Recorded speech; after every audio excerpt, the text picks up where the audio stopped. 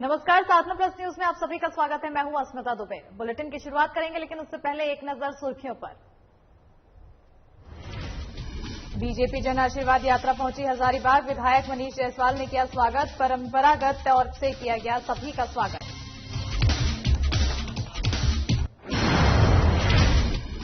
गुमला में किसानों ने किया लैंप्स का घेराव। यूरिया की कालाबाजारी से परेशान हुए किसान। बीडीओ ने गोदाम से 64 बोरा यूरिया किया बरामद।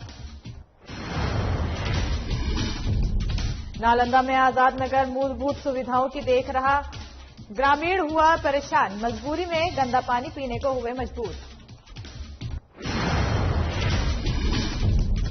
Rotary club of Gumla city ने लगाया जांच शिविर। डॉक्टरों ने किया लोगों का निःशुल्क जांच। 150 मरीजों का किया गया निःशुल्क इलाज।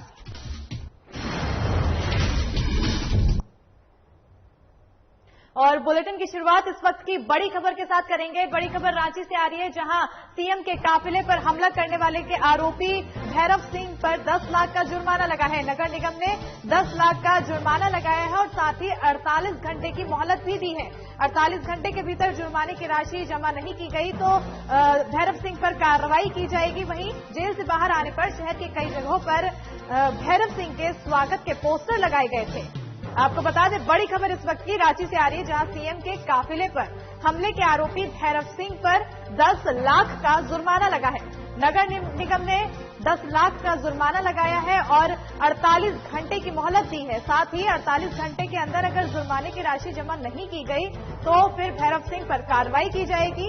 आपको बता दें कि जेल से बाहर आने पर भैरव सिंह के पोस्टर लगाए गए थे स्वागत के लिए।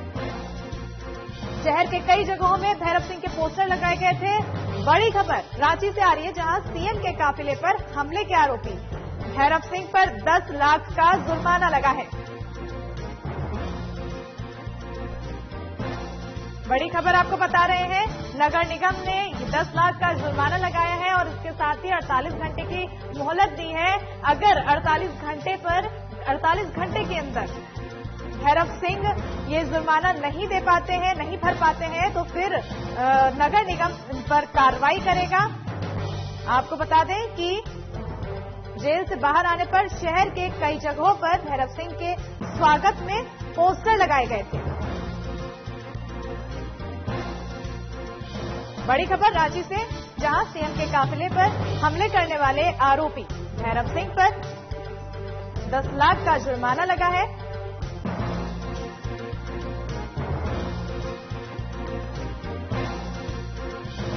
झारखंड के सीएम हेमंत सोरेन के काफिले पर रांची के किशोरगंज में हमला हुआ था, जिसमें मुख्य आरोपी भैरव सिंह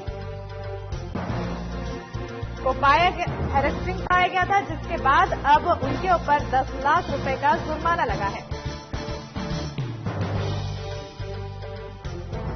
नगर निगम ने 10 लाख का जुर्माने की बात कही है और इसके साथ ही नगर निगम ने 48 घंटे की मोहलत भी दी है, जिसके चलते अब 48 घंटे के अंदर अगर भैरव सिंह ने 10 लाख का जुर्माना नहीं दिया तो फिर उनके ऊपर कार्रवाई की जाएगी। इसी के साथ ही आपको बता दें कि जब भैरव सिंह जेल से बाहर आ रहे थे तो शहर के कई जगहों पर भैरव सिंह के स्वागत के पोस्टर लगाए गए थे।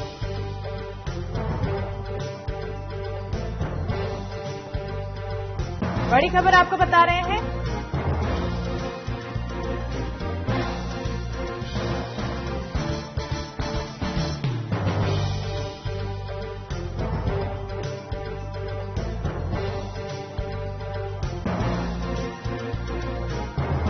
रांची से बड़ी खबर, जहां सीएम के काफिले पर हमला करने वाला मुख्य आरोपी भैरव सिंह के ऊपर अब 10 लाख का जुर्माना लगा है।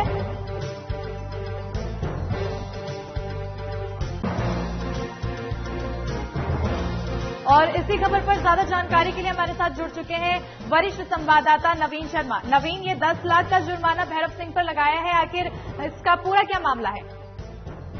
भैरव सिंह सीएम के काफिले पर हमला हुआ था, तो इस पूरे मामले में मुख्य आरोपी के तौर पर भैरव सिंह का नाम शामिल किया गया था और भैरव सिंह सीएम के काफिले पर हमला करने वाले मुख्य आरोपी बताया गया था। फिलहाल वो बेल पर बाहर हैं और अब उनके ऊपर नगर निगम की तरफ से ये 10 लाख रुपए का जुर्माना लगाया गया है। दरअसल 29 जुलाई को राजधानी रांची के कई प्रमुख जगहों पर उनके स्वागत वाले पोस्टर लगे हुए थे और इसी को लेकर नगर निगम ने आपत्ति जताई। नगर निगम की तरफ से ये भी कहा गया है कि ये जो बैनर और पोस्टर लगाए गए थे इसमें नगर निगम से किसी भी तरीके का परमिशन नहीं लिया गया था। बिना किसी परमिशन के ही भैरव सिंह के स्वागत वाले पोस्टर शहर में लगे पड़े थे। तो कहीं न कहीं इस मामले में विवाद बढ़ता जा रहा है कि एक आरोपी का पोस्टर पूरे शहर में कैसे लगाया जा सकता है। नगर निगम इस बात को कहता है कि हमसे किसी तरह का परमिशन नहीं लिया गया और सबसे बड़ी बात कि नगर निगम ने जो 10 लाख रुपए का जो जुर्माना लगाया गया है 48 घंटे के अंदर इस जुर्माने की राशि को भैरव सिंह से नगर निगम को देना है, अन्यथा इस पूरे मामले पर विधिसम्मत कार्रवाई की। जहां तक नोटिस की बात की जाए तो नगर आयुक्त मुकेश सिंह के हवाले से ये नोटिस उनको भैरव सिंह को दिया गया है, जिसके आरोप में भैरव सिंह ने जवाब दिया है कि जब पोस्टर और बैनर लगाए गए थे उस वक्त वो जेल में थे। तो ऐसे में उनके इस पोस्टर बैनर लगाए जाने में उनका किसी तरह का कोई हाथ नहीं है। उन्होंने अपनी जो नोटिस के जवाब में ये बातें कही। लेकिन जिस तरह से नगर निगम ने कहा है कि अगर 10 लाख की जुर्माना राशि नहीं चुकाई गई तो फिर नगर निगम कार्रवाई करेगा, तो आखिर किस धारा के तहत नगर निगम आगे की कार्रवाई करेगा इस पर? देखिए, ये विधिसम्मत कार्रवाई होती है, उसमें आरोपी एक आरोपी जो जेल में रहते हुए जिसके ऊपर मुख्यमंत्री के काफिले पर हमला करने का आरोप है और वो मुख्य आरोपी है उस मामले में, तो इसको लेकर के एक अपराधी का अगर बैनर पोस्टर शहर में लगाया गया, अभी नगर निगम का कोई परमिशन नहीं दिया गया, तो इस तरह का जुर्माना नगर निगम अपने तरफ से लगा सकता है। ये विधिसम्मत कार्रवाई का बात लगातार आयुक्त की तरफ से कहा गया है नोटिस में। और जहां तक इसकी बैनर पोस्टर की बात करें तो जो सरना धर्म समुदाय के जो लोग हैं, इन लोगों ने भी इसको लेकर के आपत्ति दर्ज कराई थी कि एक आरोपी का पोस्टर कैसे लग सकता है। ये तमाम लोग जो हैं राजधानी के कई जगहों पर पहुंच करके और इसका विरोध किया था। इसके बाद इस मामले में संज्ञान लिया गया और नगर निगम की तरफ से जो है ये जुर्माने की राशि लगाई गई है। और अब देखने वाली बात होगी कि 10 लाख रुपए जुर्माने की राशि अगले 48 घंटों में क्या भैरव सिंह नगर निगम को चुकाते हैं या नगर निगम अब उनके नोटिस का जो जवाब मिला है उससे अगर नगर निगम संतुष्ट है तो अच्छी बात है, अन्यथा नगर निगम विधिसम्मत कार्रवाई के लिए विवश होगा तो हो सकता है इनके ऊपर विधिसम्मत कार्रवाई भी हो। जी नवीन, शुक्रिया जानकारी के लिए। तो आपको बता दें कि 29 जुलाई को जिस तरह से जब जेल से रिहा हुए थे तब भैरव सिंह के रिहा होने के समय शहर के कई जगहों पर पोस्टर लगाए गए थे, लेकिन नगर पालिका की ओर से ये कहा गया है कि नगर पालिका ने इस चीज की अनुमति नहीं दी थी, जिसके बाद अब नगर पालिका ने 10 लाख का जुर्माना लगाया है और साथ ही 48 घंटे की का मोहलत दिया है। अगर 48 घंटे में ये राशि नहीं जमा की गई तो नगर पालिका इस पर कार्रवाई करेगी। इसी के साथ वक्त हो चला एक छोटे से ब्रेक का। ब्रेक के पार उस पार भी खबरों का सिलसिला रहेगा जारी।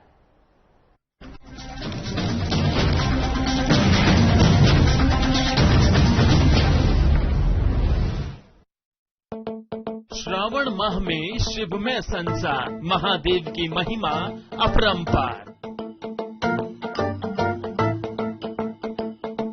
घर बैठे ही करें बाबा बैद्यनाथ के दर्शन सह परिवार। संध्या आरती देवघर स्थित बाबा बैद्यनाथ मंदिर के गर्भगृह से देखें संध्या आरती का सीधा प्रसारण सिर्फ साधना प्लस न्यूज पर।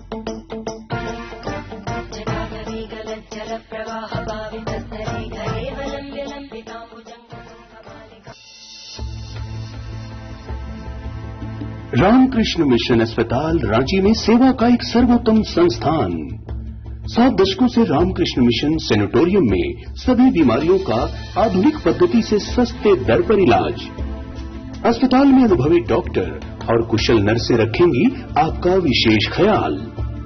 सभी आधुनिक चिकित्सकीय उपकरणों से लैस 24/7 है सेवा में समर्पित। रामकृष्ण मिशन अस्पताल, खूंटी रोड, तूपुदाना, रांची, जिसका सेवा ही परम धर्म है।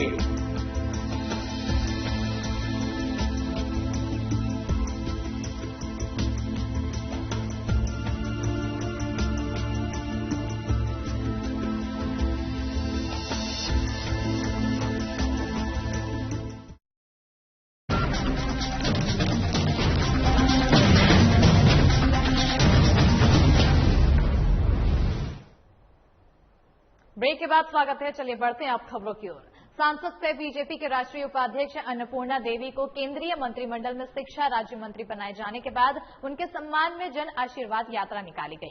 बीजेपी के विकास और उत्थान के संकल्प के साथ ये जन आशीर्वाद यात्रा हजारीबाग पहुंची। आपको बता दें कि इस जन आशीर्वाद यात्रा का हजारीबाग में बीजेपी नेता सह विधायक मनीष जायसवाल के नेतृत्व में जोरदार स्वागत किया गया। अन्नपूर्णा देवी का ढोल ताशा और आदिवासी परंपरागत नेतृत्व के साथ स्वागत किया गया। अन्नपूर्णा देवी के साथ सांसद जयंत सिन्हा, सदर विधायक मनीष जायसवाल, पूर्व विधायक मनोज कुमार यादव और बरकट्ठा विधायक अमित कुमार आदि वरिष्ठ नेताओं का भी स्वागत किया गया है।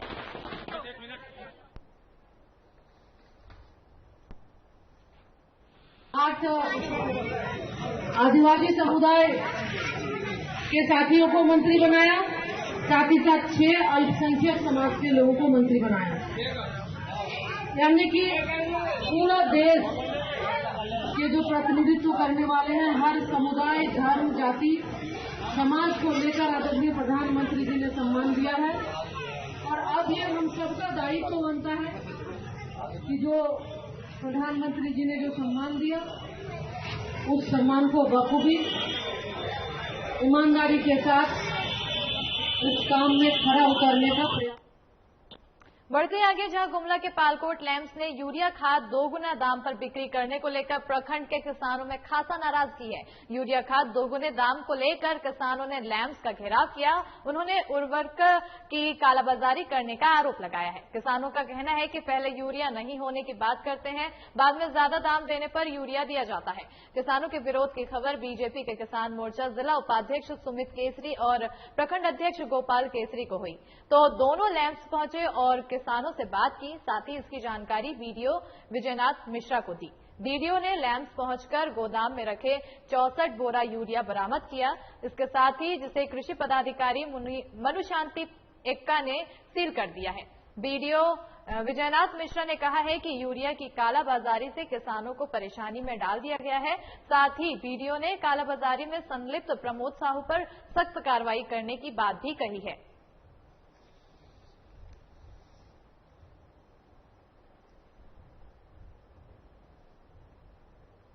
बढ़ते हैं अगली खबर की ओर, जहां नालंदा के राजगीर प्रखंड के महादलित गांव आजादी के बाद आज भी विकास की पहुंच से दूर है। आपको बता दें कि आजाद नगर में आज भी बुनियादी सुविधाओं के अभाव की वजह से महादलित परिवार परेशान है। इस गांव में ना तो पीने का साफ पानी है और ना ही गली में नाली, नहीं आवाजाही की सड़क बनी हुई है, जिस वजह से 40 से ज्यादा घरों के महादलित परिवार परेशानी झेल रहे हैं। महादलित परिवारों का कहना है कि यहां जनप्रतिनिधि सिर्फ वोट लेने पहुंचते हैं और जब विकास की बारी आती है तो इस गांव की विकास कार्य से मुंह मोड़ लेते हैं।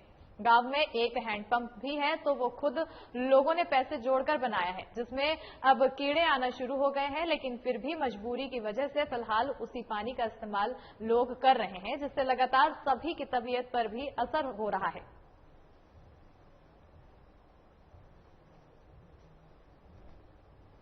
लगातार सरकार हमेशा विकास की बातें तो करती है, लेकिन जब धरातल पर देखा जाए तो गांव की हालत इस तरह से नजर आती है, जो कि बदतर नजर आती है, जिससे लोग लगातार ये आरोप भी लगाते हैं कि चुनाव के समय वोट के लिए लोग आश्वासन तो देके जाते हैं और बड़े बड़े वादे तो करके जाते हैं, लेकिन जब विकास धरातल पर करना होता है तो इस तरह का सामना लोगों को करना पड़ता है। आप देख सकते हैं किस तरह से लोग ना ही सड़क है, बिना सड़क के गांव पर रहने को मजबूर है और ना ही पीने को अच्छा पानी है। ऐसे में किस हक पर सरकारें, जनप्रतिनिधि आकर लोगों से वोट मांगते हैं और उन्हें जितवाने की मांग करते हैं। टोला आजाद नगर है, यहाँ पर हम लोग 35 साल से रह रहे हैं। सरकारी कोई भी तरह के सुविधा, सभी सुविधा से हम लोग वंचित हैं।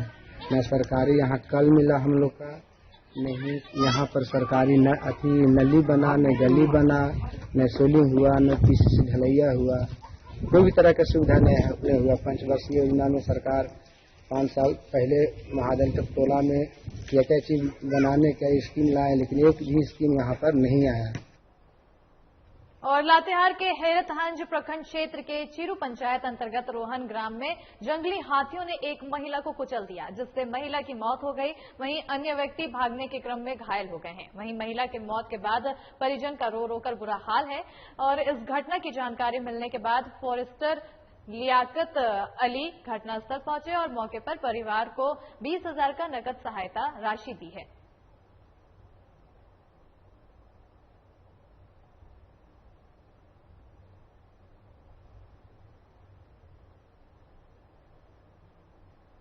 और वक्त हो चला एक छोटे से ब्रेक का। ब्रेक के उस पार भी खबरों का सिलसिला रहेगा जारी।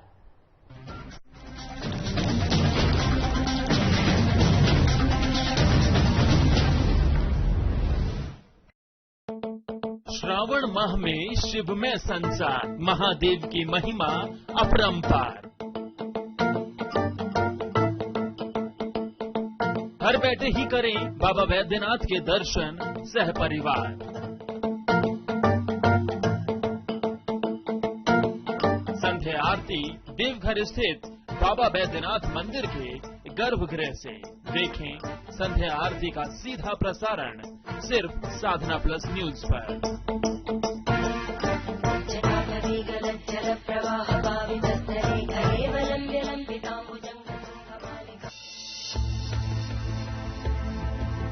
रामकृष्ण मिशन अस्पताल रांची में सेवा का एक सर्वोत्तम संस्थान। 7 दशकों से रामकृष्ण मिशन सेनेटोरियम में सभी बीमारियों का आधुनिक पद्धति से सस्ते दर पर इलाज। अस्पताल में अनुभवी डॉक्टर और कुशल नर्सें रखेंगी आपका विशेष ख्याल। सभी आधुनिक चिकित्सकीय उपकरणों से लैस 24/7 है सेवा में समर्पित। रामकृष्ण मिशन अस्पताल, खूंटी रोड, तूपुदाना, रांची, जिसका सेवा ही परम धर्म है।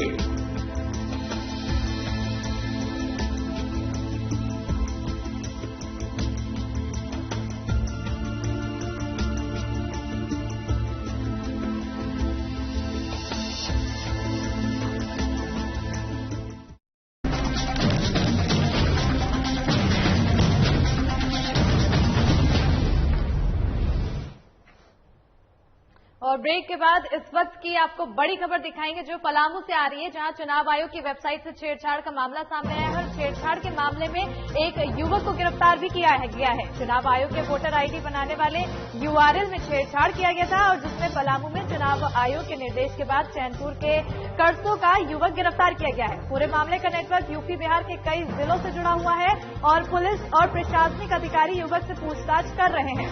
बड़ी खबर आपको बता दें, जहां पलामू चुनाव आयोग के वेबसाइट से छेड़छाड़ का मामला है और इस मामले पर एक युवक गिरफ्तार किया गया है। पलामू डीसी शशि रंजन समेत टॉप अधिकारियों ने भी युवक से पूछताछ की है।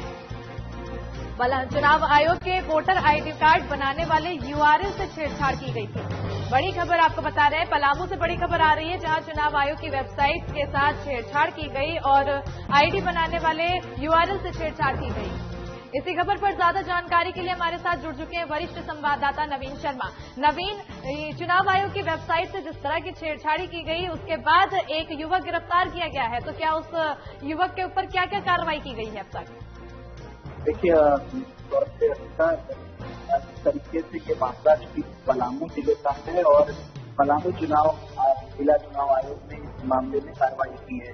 दरअसल जो वहाँ पर URL होता है, जो वोटर कार्ड जो बनाए जाते हैं, उस वोटर कार्ड में URL का उपयोग होता है, उसमें छेड़छाड़ किया गया था। जांच में ये बातें निकल करके सामने आई।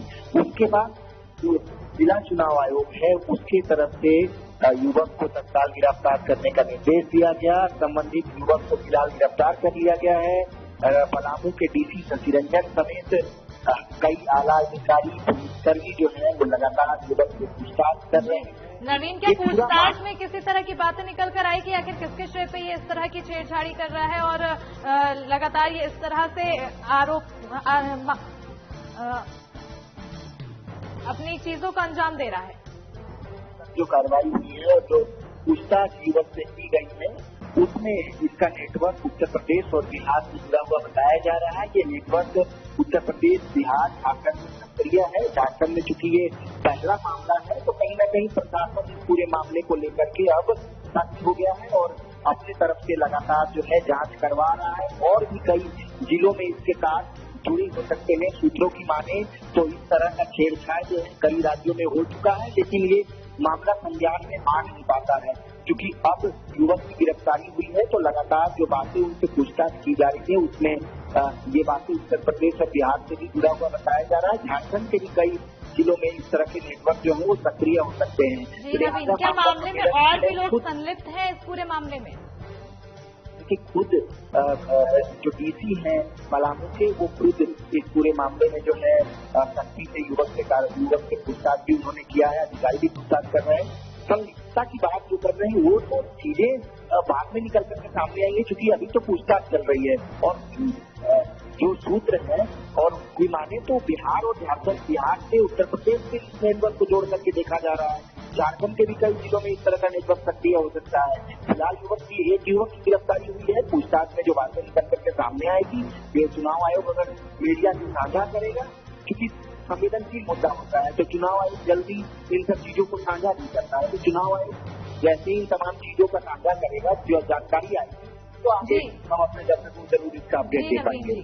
जी, शुक्रिया नवीन जी जानकारी के लिए। तो बड़ी खबर आपको हम बता रहे हैं जहां रांची से पलामू से आ रही है और चुनाव आयोग की वेबसाइट के साथ छेड़छाड़ किया गया है। हालांकि इसमें एक युवक को गिरफ्तार भी किया गया है और अब उसके साथ पूछताछ जारी है, जिसके बाद आगे क्या पता चलेगा कि आखिर इस पूरे मामले में कौन कौन लोग संलिप्त थे।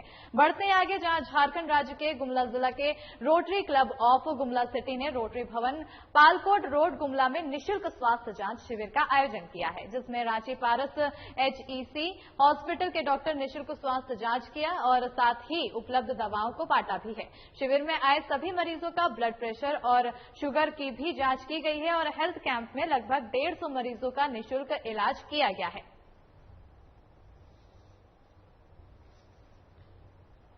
जनता को सुविधा देते हुए मुफ्त में ये स्वास्थ्य जांच शिविर का आयोजन किया गया है।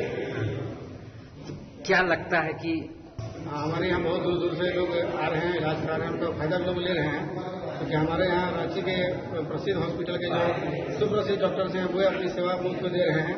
उनको दवा भी वितरण किया जा रहा है, साथ में उनका ब्लड शुगर BP वगैरह का भी जांच किया जा रहा है। इससे निश्चित ही लोगों को बहुत ही फायदा हो रहा है और दूर दराज से आए लोगों को इससे ज्यादा ही फायदा हो रहा है। लोग रांची जाने से बच रहे हैं। क्या नाम है सर? अनमोल गुप्ता। क्या है? Secretary rotary club of Gumla से। निःशुल्क जांच किया है और दवाइयां भी दी है और उम्मीद है कि 2:30 बजे तक करीब 50 से 60 पेशेंट टोटल होंगे। आने के लिए आए हुए? बिल्कुल, हम लोगों ने इसके लिए कैंपेनिंग किया और ये निःशुल्क सेवा है पारस हॉस्पिटल रांची के द्वारा और हम लोगों ने अपना सुपर स्पेशलाइजेशन टीम को यहाँ बुला के गरीब जनता के लिए निःशुल्क जांच का सुविधा, जिसमें ब्लड प्रेशर, शुगर और हम न्यूरो सर्जन हैं, अपना निःशुल्क सेवा दिया और साथ में कुछ दवाइयां जो अवेलेबल है फिजिशियन सैंपल उसको भी दिया। हम हमेशा तैयार हैं गरीबों की सेवा के लिए। मेरा प्रोफेशन यही है, गरीबों की सेवा करना। यहाँ पर हम लोग जगह जगह पर जाकर पारस अस्पताल की तरफ से कैंप करते हैं। सब पेरी सुदूर इलाके में जितना भी दूर जाके जहाँ भी गरीब पेशेंट है वहाँ पर हम लोग निःशुल्क इलाज उपलब्ध कराते हैं। ये हम लोग का पॉलिसी में है, अस्पताल की पॉलिसी में है, ठीक है। जगह जगह जाकर निःशुल्क इलाज उपलब्ध कराना। हम लोग महीने में कम से कम ऐसा 3 बार जाते ही। पिछड़ा इलाका है, ये नहीं लगता है कि आप लोग भी लगातार यहाँ कैंप लगाकर निःशुल्क सेवा कर सकते हैं? आते ही हम लोग रेगुलर आते हैं और आते भी रहेंगे। यहाँ का आम जनता को अच्छा इलाज दे। हाँ, यही हमारी कोशिश है कि अच्छा इलाज उनको दिया जा सके, जो सुविधाएं हैं वो दी जा सके, जो यहाँ पॉसिबल है, जो यहाँ नहीं पॉसिबल है उनको रांची बुला के वो सुविधाएं दी जा सके। यही हमारी कोशिश है। और नीतीश कुमार की अनुशासित पार्टी में जमकर तमाशा हो रहा है। जेडीयू में गुटबाजी अब सामने देखने को मिल रही है और नीतीश कुमार से सवाल पूछा गया कि जेडीयू में क्या हो रहा है, अलग अलग खेमे में शक्ति प्रदर्शन कर रहे हैं। इस पर उन्होंने कहा कि ये सब फालतू की बात है। साथ ही उन्होंने कहा कि ऐसी खबरें देखकर उन्हें हंसी आती है और पार्टी में कोई भी मतभेद नहीं है। जेडीयू में कोई शक्ति परीक्षण करेगा? अरे कोई अध्यक्ष बने, राष्ट्रीय अध्यक्ष बने गए तो उनका स्वागत है। कोई केंद्र में मंत्री बने तब पार्टी का स्वागत कर रहा है, ये सब कोई बात नहीं। यही ये भ्रम हमको देख करके कभी कभी एक आध हम अखबार में देखे तो हमको तो हंसी आती है। ये सब कोई चीज होता है, अरे सब क्या करिएगा, सब का कोई मतलब नहीं। ना सर, ये सब आप जान लीजिए, ये सब कुछ नहीं, ऐसी कोई बात नहीं। ये सब चीज तो नेचुरल होता है ना, किसी को सम्मान मिला तो उनकी इज्जत करना, किसी को जिम्मेदारी मिली तो उनको इज्जत करना, ये सब चीज, ऐसा कुछ नहीं है। और झारखंड विधानसभा का मानसून सत्र शुक्रवार 3 सितंबर से 9 सितंबर तक चलेगा। 3 सितंबर को राज्यपाल का अभिभाषण के साथ कोई नए सदस्य हो तो उनका शपथ दिलवाया जाएगा। आपको बता दें कि शनिवार और रविवार होने की वजह से 4 और 5 सितंबर को अवकाश रहेगा। साथ ही 6 सितंबर को प्रश्नकाल और मुख्यमंत्री प्रश्नकाल होगा। 7 सितंबर को वित्तीय वर्ष 2021-22 के प्रथम अनुपूरक व्यय विवरणी पर चर्चा होगी। वहीं 8 सितंबर को प्रश्नकाल के साथ साथ राजकीय विधेयक और अन्य राजकीय कार्य किए जाएंगे और 9 सितंबर को प्रश्नकाल के बाद गैर सरकारी संकल्प के कार्य संपादन के बाद विधानसभा अध्यक्ष विधानसभा के सत्र को अनिश्चितकाल के लिए स्थगित करने की घोषणा करेंगे।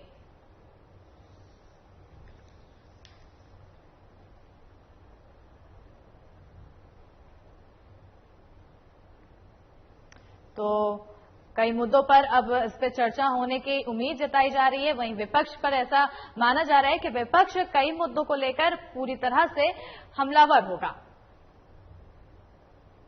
बढ़ते आगे, जहां जनता दल यूनाइटेड के पूर्व राष्ट्रीय अध्यक्ष आरसीपी सिंह केंद्रीय मंत्रिमंडल में शामिल होने के बाद पहली बार पटना पहुंचे, जहां पटना एयरपोर्ट पर मौजूद बड़ी तादाद में जेडीयू के नेताओं और कार्यकर्ताओं ने उनका स्वागत किया। इस मौके पर पार्टी के कई विधायक, पूर्व विधायक, पदाधिकारी और प्रकोष्ठों के प्रमुख एयरपोर्ट पर मौजूद रहे। सबने बुके देकर आरसीपी सिंह का स्वागत किया है। जनता दल यूनाइटेड के पूर्व राष्ट्रीय अध्यक्ष आरसीपी सिंह केंद्रीय मंत्रिमंडल में शामिल होने के बाद पहली बार पटना पहुंचे थे, जहां उनका जमकर स्वागत किया गया। उनके स्वागत के लिए एयरपोर्ट पर मौजूद भारी भीड़ और कार्यकर्ताओं की भीड़ ने उनका बुके देकर स्वागत किया। और इस बुलेटिन में फिलहाल इतना ही। देखते रहिए साधना प्लस न्यूज। नमस्कार।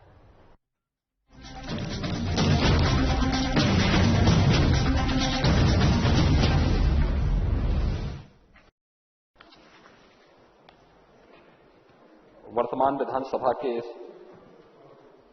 सदस्य एवं सरकार में राज्य मंत्री रहे श्री विजय कुमार कश्यप का 18 मई 2021 को लगभग 56 वर्ष की